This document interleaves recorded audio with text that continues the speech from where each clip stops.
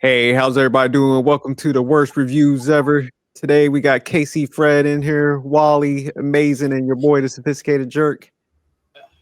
So the movie we're going to review today is Ice Road Vengeance. It's got your boy Liam Neeson in there, a legend in the game.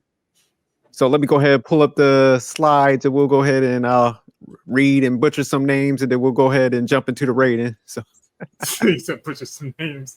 So I Pro Vengeance is 2025 American action thriller film written and directed by Jonathan Helsley.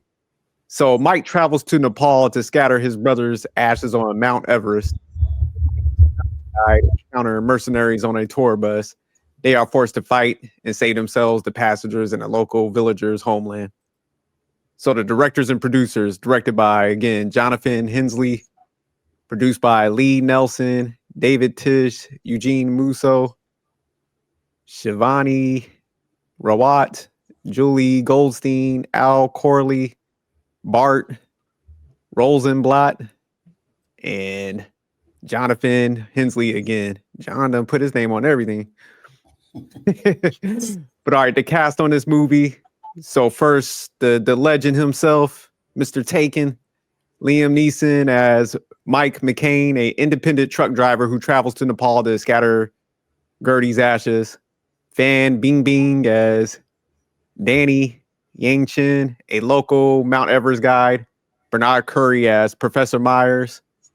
Joff Morell as Spike, the New Zealand tour bus driver.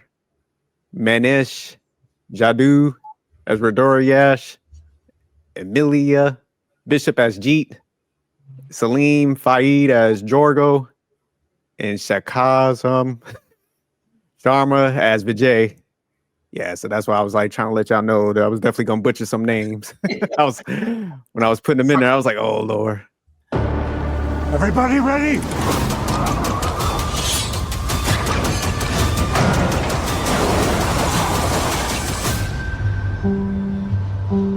I arranged a guide to Everest Base Camp. Some guy named Danny Yanchang. I am Danny. Danny, got it. After you. Welcome aboard. Welcome aboard. Mount Everest, here we come.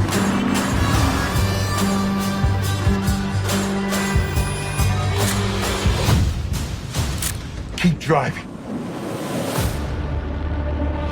We have the boy, unconscious. What are we dealing with here? Kidnappers in Nepal don't leave witnesses.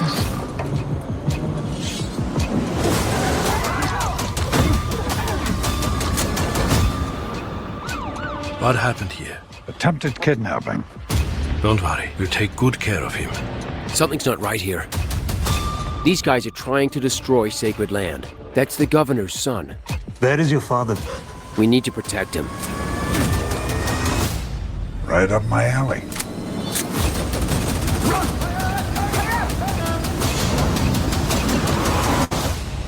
No sleep tonight. Search every inch of the highlands. You don't know who you're dealing with. There was me thinking the policemen were supposed to help the victim. They're back! Tell me when. Let's go. Take him out and dispose of the body.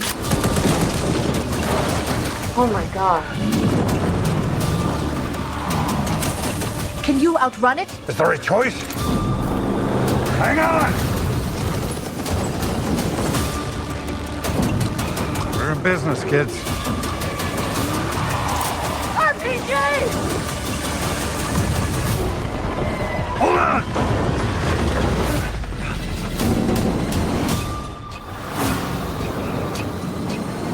Iced over. Hairpin turn to the bottom. Suicide. We're not gonna make it! All right. So we'll go ahead and we're gonna work our way up on this one. So Casey Fred, we're gonna start with you. What was your rating for this movie? I gave it a 6. Okay. Average and good for Casey Fred. I'm kind of shocked with Casey Fred. Usually he's the action buff out here. All right, amazing. You're on mute. I was going between 6.5 and 7, so I'll put it at 6.7 for now. 6.7. Okay, so you had it in a good territory. You're a little higher. So it's like you and Casey Fred don't switch roles on this one. All right, Wally. What's your rating for this movie? Okay, so this is good. Yeah, mine's gonna be a workable, but the movie was solid though. 7.5. 7.5. Okay, shit. Wally got it a very good. I'm gonna have to give this a 5.9, man. I'm in average territory. I gotta hear this one. I got to hear this. I'm gonna let Casey Fred go first because I'm feeling we're gonna be on the same like lane on this one. So Casey Fred, I'm gonna toss it to you for the questions on this one. All right. So why did I give this movie a 6? Even though this was Liam Nelson's movie, and I usually enjoy all his movies, especially the one with the planes and all kinds of action movies, his movie Taken and stuff like this. This right here is supposed to be number 2. And the reality is I actually like his first movie, Ice Road, better than I like the Vengeance ones. And so at the end of the day, I just felt like Ice Road, the first one was so cool because it was ice. In fact, that was in some ways the villain. So when you all of a sudden busted out Ice Road again with I just thought it would be more Ice Road. I thought there would be more to it, And then when he said he was supposed to be doing Mount Everest, I thought all of it was going to be something difficult when it came to the weather or when it came to the road and stuff of that nature. But in this, it was more about the villains that was trying to take out not only the people that was there, but also this little village that they was all of a sudden trying to preserve. And that was their home. And these people were trying to, save it. And they didn't realize somebody was coming in, this villain. I think his name was Ruda. I'm butchering names too. But anyway, he came in there and he was all about money and he was about guns. And he did not have a problem shooting you in your head, which Star's dad found that out in this, which had me just cracking up because I don't know why he thought he was the great negotiator, but none of that actually worked at all. And, I just thought he doesn't know what he was dealing with. And so, but yeah, would I recommend this movie to anyone? I do like the action, so I would say yes. But was this like my top tier movie? Is when it came to Liam Neeson, I would say no. Was the plot and the storyline? Yeah, because they was basically based off the last movie, and in the last movie, his brother had died, and his dying wish, which they did do a lot of the recall in it to kind of let you know what was really happening, is he had died in the previous movie, and it was all about his dying wish was to have his ashes spread over Mount Everest. And so that was his whole thing. And it was crazy because when you first see him in the movie, he's all of a sudden rock climbing and doing all this dangerous stuff. And he talks to his therapist and it's like, you're doing all this dangerous stuff, but you know what you're supposed to be doing. And he thought about it. I guess he really pondered over it. And then that's when he went ahead and said, yeah, I got to do right by my brother and take him to Mount Everest and get this done and get it over with. And so that was the storyline and that was the plot, not knowing that all of a sudden he was going to run into the drama, which once again, you thought was Ice Road, the actual, vengeance, but it was actually a group of people that were all about trying to get their way, kill these people and take over the land so that way they can develop their own thing. And so that's where the action begins. Of course, Danny in this movie was more like a female Jackie Chan. I thought that was hilarious. She was one of the people that kind of stood out to me. And I mean, this chick knew how to not only fight, which I thought was cool. She had an awesome roundhouse, but then she also was good at getting people, because she had to help Neil because he was stubborn and he didn't want nobody to know that he was hurt. And so she was also resourceful, and she was actually able to be there for Star after her dad had passed. And so I thought that was really cool too. And so she kind of really stood out for me all the way to the end, to be honest with you, because one thing, you could tell the chemistry between her and Liam Neal, who plays Mike in this movie. You could tell there was some chemistry there, and they didn't, at the very end, they didn't know if they wanted to pursue it. And it was like, and then all of a sudden it was like, you know what? His brother, that quote that his brother always told him, he said, living is for those that are alive, or something like that. And he was like, you know what? I need to start living.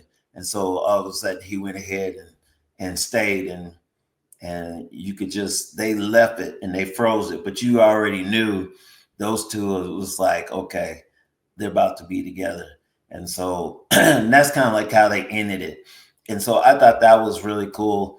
And like I said, Danny really stuck out with me. Liam Nelson, he's always good at everything he does. And like I said, the action scenes were pretty decent and everything. I just really thought it would be more of the Ice Road, because that's the name of the movie. And Vengeance, I thought that would be more into it, but they just put like a little sliver of that in there compared to, you know, the movie before. And so that was a little disappointing. But other than that, would I change anything about the movie? Not really. I think the directors and producers were really spot on as far as what they were trying to do.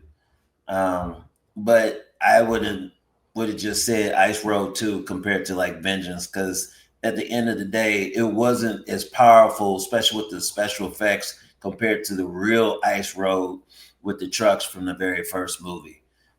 Because that right there, it really had you on a roller coaster. This, not so much. You just was curious as far as to see how it was going to be and how it was going to end, and if they was going to be able to escape. And so I thought that was pretty cool. And so that's pretty much all I have on this movie. So all right. I'll go ahead. I'll jump into there, and then I'm gonna toss it to Wally.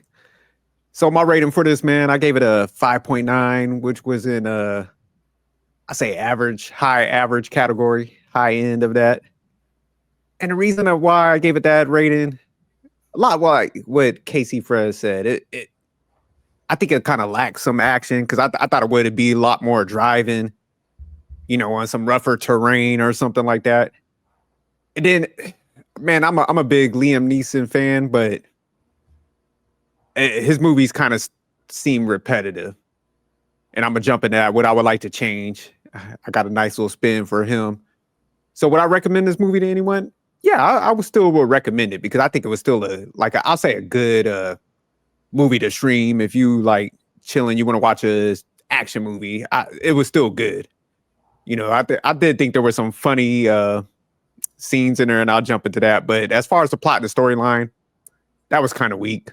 You know, with the whole kid, you know, they got the village thing. Because if it would have been me, that movie would have been like 10 minutes long. I would have like handed that kid over in a bow tie. Like, all right, y'all, y'all going to take him. We just trying to go on our trip. We'll see y'all later. So, I would have gave him up quick. We would have been doing no saving on that one. So one of the scenes that stuck out is like when they did go down that hill, you know, at first where there was that little patch of ice. I thought that was a pretty good scene, because yeah, that would have been tough to try to like go down them angles and stuff. So my boy knows how to drive. And then that one lady, she was probably in multiple scenes. The one like assassin, she was popping up like the Terminator. So the one where she like jumped on the like van tour thing when they was going through the tunnel. I thought that was a pretty good scene because there was a lot of action on that one. She done jumped on the bus. The other guy jumped on there. Then they was kind of giving them that work for a moment. So I thought that was a good like action scene, I would say. Then also, when they kind of went to the little hut thing when he met up with his father and stuff. So I did like how they kind of were pursuing him. So I like I said, towards the end of the movie, it picked up a little bit, but I just think like the plot was actually like a little weak. Because like you said, Fred, it was like they wanted to continue it on and call it Vengeance, but it was like it really didn't connect. So like you said, they probably should have just switched it up a little bit and just gave a different plot, because even if they probably would have left off like he was burying his brother and just like had a whole totally different thing, revamped it a little bit, it probably would have came out better. Because like you said, I think sometimes they put the expectation on the next movie when they like link them together too much. Right. So that's probably where it was like a little disappointment on that. Yeah. So yeah, like I said, definitely like the lady Danny, because she seemed like she was the main one, like the hero in this one. Right. Liam Neeson kind of seemed like the sidekick on that joint. So yeah, she definitely stood out. The villains was a little weird on this one. I didn't think that they was like the typical like scary type villains. They dudes look like models and shit. So yeah, so I thought that the like villain guys was a little off, man. So I didn't really care for that too much. Deadly. What was that? You can be clean cut and deadly. Nah, they was a little too much. They looked like they had like a little bit of like baby oil on, glitter and shit.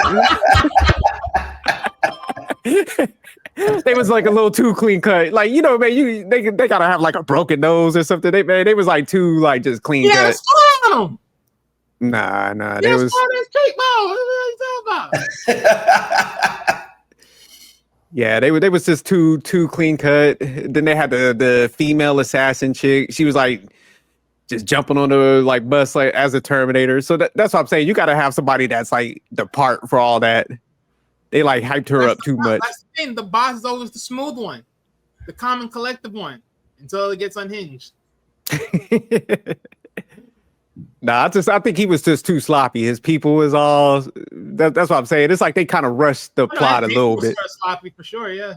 Because even in the beginning, like when the boy's father was giving the speech and stuff, he was just on the side, just ice grilling.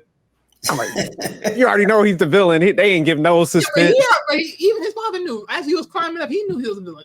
I mean, that's obvious. I mean, that lets you know straight up from the jump. Yeah, like we know he's the villain. Then, of course, the guys that coming through, the phone call. Yeah, that was obvious. But I mean, he had the extra stare, like, I'm going to kill all of y'all when he was just sitting there staring. I would have been like, hey, that would have been my village. I'm like, we got to get him up out of here. You see how he looking at me? Because he came down, he was like, Then he might as well just been over there like, ha, ha, ha, ha, like the old school villains. That's how obvious it was. So that's what I'm saying. They didn't like lead it in to believe like maybe he was a good guy. He was just sitting on the side, just like pissed off. So yeah, I would have definitely changed. If I was the director of this movie, man, I would have like threw a suspense in there. Like I would have made like Liam Neeson weak. Like he would have just been like irrelevant in the movie. Like he would have been on the tour bus and everything would have went down and Danny just would have saved the day. Liam Neeson would have just had like flashbacks, his brother passing. He would have just been in a fetal position like, help. And just let her just take over the movie. I think that would have been a great spin where he just would have done nothing. They were like, all right, I saved everybody. Liam, you could get up now. Everybody's dead. Tell me that would be a hell of a spin. You'd be expecting him to like at some point, you're like, all right, man, he gonna come and he gonna save the day. He gonna like kill like 3 people. He just the whole movie, he wouldn't have been just up there crying. Hell no. That would have been just like the freaking Bad Boys Forever thing when Will Smith doing the same thing. Over here looking twitching and stuff. No. I don't want that. I'm telling you, that would have been a classic though. If that would have happened, Liam just would have been in the corner of the bus, just like wrapped in a blanket, crying and stuff. I would be like, damn. Okay, if he's that wounded, was a hell of a sure, turn. yeah. If he's wounded and then you let her lead the rest of the show, okay, fine. But Nah, he just not even wounded. He just broke down. Like he just had like one of those lapses, and he's just like, I can't do it no more. Danny, help us. So yeah, that would have been my change to the movie. I would have been like, you know what? We got Liam Neeson in here. In everybody's mind, they got Tank in there. I'm gonna throw a hell of a spin. You could have. It's gonna be like a new hero rise and stuff. A new Liam Neeson. You could have had him take the professor's spot. Oh yeah, because that professor. Shout out to Casey that- Fred on that. Not with the same script that though. would've Why been are good. you shouting out Casey Fred when I said it? No, because I'm saying like when that guy popped out, he popped out like he was like, wait a minute, I work at the Department of State. I was gonna say classic hate right there. No, I'm saying like, but he bought it out. I wanted to get to that passport thing because that guy hopped out. He was like, hey, wait a minute, I work at the Department of State. I'm like, man, what you gonna throw your passport at them? Them guys had like machine guns out there, and he just like stopped. He was like, hey, wait a minute, listen here, buddy. I work at the Department of State. They were like, they're like, yeah. They were like, we're in Nepal, you idiot. But yeah, he came out there. He was wearing his like. I'm surprised he ain't come out with his like name tag and shit in a polo shirt. You know how they. But yeah, he was like, hey, wait a minute. He was like, y'all stand back. I got this. Listen, buddy, I work at the Department of State. You guys are in big trouble. Yeah, that was funny part. But yeah, that would have been a good switch out. Amazing. Because yeah, if say Liam would have came out there and they just shot him and then yeah, then that guy would have had to step up. Everybody else, that would have been like, damn, they done killed him off in the beginning of the movie like that. Because you would have had to be tuned in for that. You would be like, oh, okay, how's this going to play out now without Liam Neeson? So, yeah, that would have been a hell of a spin. So, yeah, I definitely like that one. But, all right, I'm going to toss it over to Wally on this one. Wally's about to cook you. That's why I take that drink. No, not really. That's not new. But, hey. But look, though, right? So, I gave it a 7.5. Why I gave it a 7.5. Honestly, yeah, look, the plot and the storyline. Now, funny enough, newsflash, I didn't know this was a sequel to the original. I didn't know this was original. I thought this was just a name of the movie, straight up. So I didn't know there was backdrop stories to this other than the flashbacks. So I thought the flashbacks was just in it. So yeah, but just reflecting off of the movie alone, I thought this was pretty nice. I mean, starting up, okay, see him climb up a mountain. He gets up there. I guess he's doing what? Pre-training in a sense to accomplish a goal, even though he's not accomplished the real goal that he needs to do as far as going to Mount Everest and drop his brother's ashes, get into the therapy session. So, you know, this was going to be sort of like a deep one. I was like, all right, cool. And then as he takes his trip, he's going there. Everything seems smooth and cool. Next thing you know, on the sidelines, we get another story integrated into the main story. And this side story is pretty much a quote-unquote corporate takeover in another country of a small village. You hear that, you see that. Now, of course, yes, it definitely was a sword because of the fact that it made it so easy to know who the villain's going to be in this case because it was just very common sense. Two, the fact that, you know, the road, like, I ain't gonna lie. Whoever thought making a road on mountains, horrible idea. Completely horrible idea. Like only one vehicle could only fit on that run road. So yeah, whoever thought that was a smart idea, no, just hell no, just hell no. But yeah, so you know the villain ends up killing the father. That's one down, two more to go. Of course, the next father had to drop. That's two down, one to go. And of course, you know, you get to the main villain. The villain faces the same deaths of the past fathers, aka that's karma. You get dropped, you get thrown.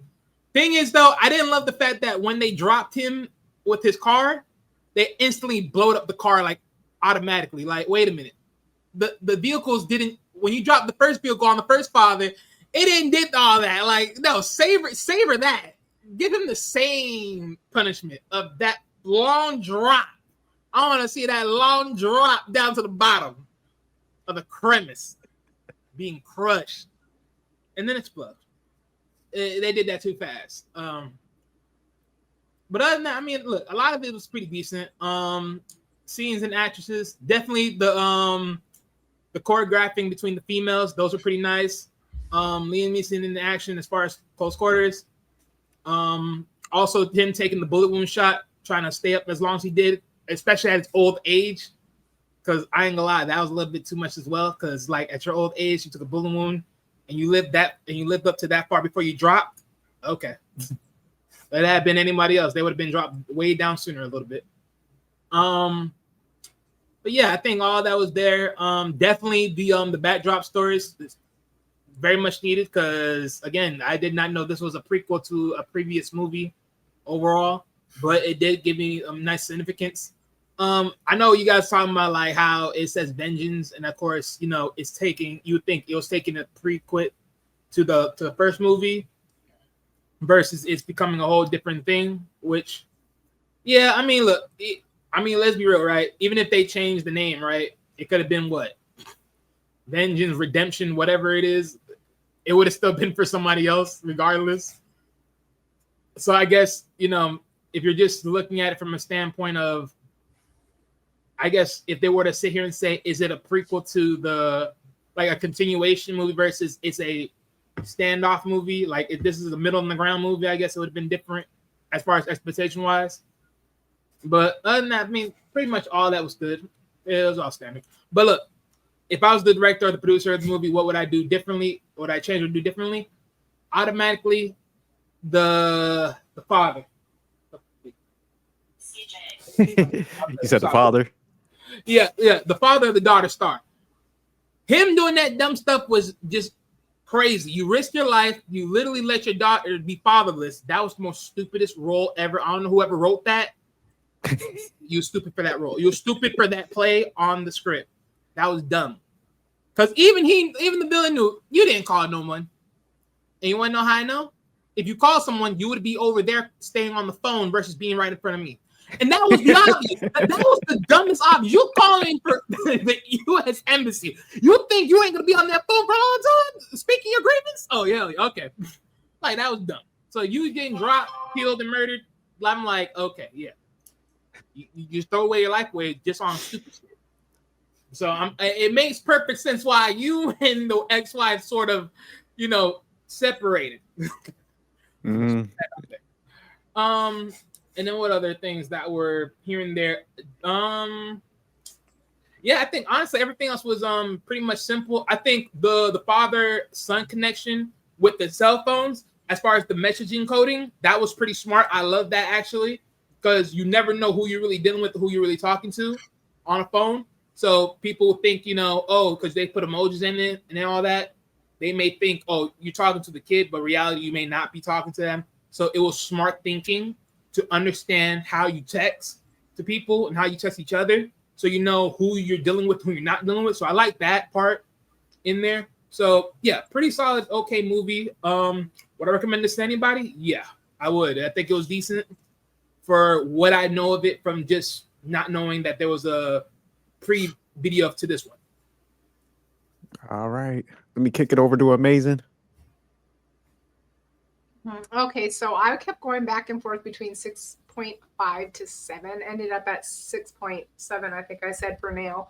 I just thought it was basically like delivered on the basics for an action, but I definitely thought it was very classic Neeson and was just nothing more than. So I'd say like in the 60th percentile of his normal movies is just what it reminded me of. I also had no idea it was a sequel. The whole time I was thinking is, where in the world, how did they even come up with this name? I also just thought the flashbacks were just random flashbacks versus anything else. So I think they could have done that different, which I was actually thinking they could have done now that knowing it's a sequel. Maybe if they did like made Vengeance the title and then like Vengeance, Ice Road, Vengeance, Nepal or Everest or something along those lines. But then again, it's going back to Neeson, like reluctant hero in literally almost every single one of his movies. So how many times is this man going to end up in a place that he also has to play the part of a hero again, in a random series? So I also thought it was it just was like kind of cliche for me right away when he showed up in Nepal and we find out Danny is a lady and they shared like that scene. Like I felt like you figure they're together, like, they're going to end up together. I felt like at the end of the movie, like absolutely you knew that was going to happen. But again, I thought it was good, but all of his movies are good. And I think so it kind of almost puts it in a bad position just because you're used to all of his movies being good and all of them kind of in that same like genre of the action, that it's just kind of like one after the other at this point. But I definitely would recommend it. I did actually like that little subplot in there with the family, and they're trying to save their land with the dam and everything. So I liked that aspect of it. I thought it was different. What scenes stood out? I thought they definitely had some good action scenes. I thought I was surprised at the when we were talking about the professor. I really was surprised that he just got laid out right at the very beginning of the movie. I thought he would have lasted a little longer. I also definitely thought or could see there being like some sort of follow-up with maybe it back in the same setting of Nepal, and then you have Mike and Danny together, and potentially, I can't remember what the daughter's name was, but the young girl come back and help in the village or something with DJ's family, something with the dam. I don't know. I thought there could definitely be a follow-up there. I agree. I thought Danny's character was really good. I liked her relationship with the girl whose dad died. Neeson, he's just an excellent actor. I think he's good in all of his movies, but I did think that there was good chemistry between the two. If I was the director or producer, what would I change or do differently?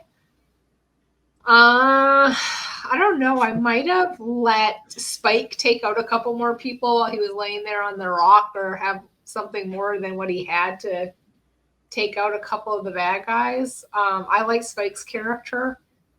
Otherwise, I would have done something with the title. I just thought it was crazy that, and even when Wally said he didn't know it was a sequel, and I didn't know it was a sequel also, I just thought that was kind of a disservice to the whole thing. Yeah, Spike was kind of worthless. He might as well died on the bus. That's why I want to die on the bus. I got you guys. They were like, "What?"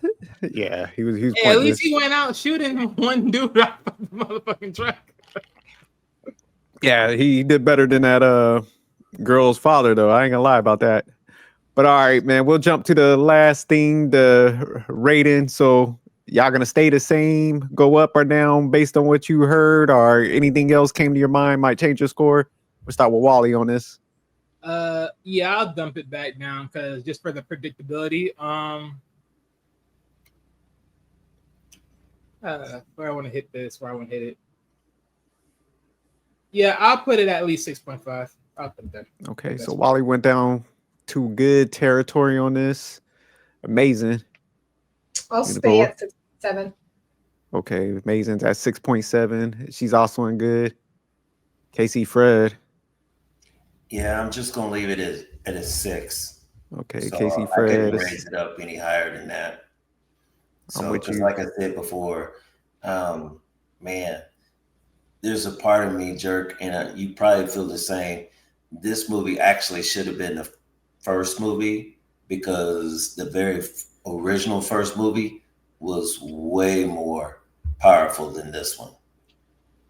Yeah, that's a good point. Because like you said, if they probably would have did that, flip-flopped him, yeah, then like his brother could have passed in maybe the beginning of the second one or something.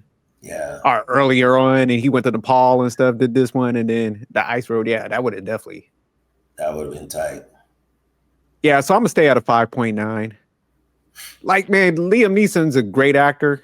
And I think sometimes they plop him in the movies because, like, he's going to save the day in it. But I think sometimes, like, they get too reliant on certain people and stuff. And I think they should have, like, did a little better with the plot. So definitely, I'm gonna keep it at a 5.9. But I mean, it's still one I would recommend people see because I mean, it's still a good movie. Like I said, I think certain actors, because of the movie roles they took, it's almost like you have higher expectations. So that's probably what it is with him because it was still a solid movie to me, but it's very predictable. Then them villains, yeah, they look like they came from like model shoots and they were just like, all right, man, y'all play villains. So they just didn't look like villains to me, man. They were still too polished. But all right, y'all, man, keep tuning in. Let us know what y'all think in the comments and keep sending recommendations. But all right, y'all, peace. Peace.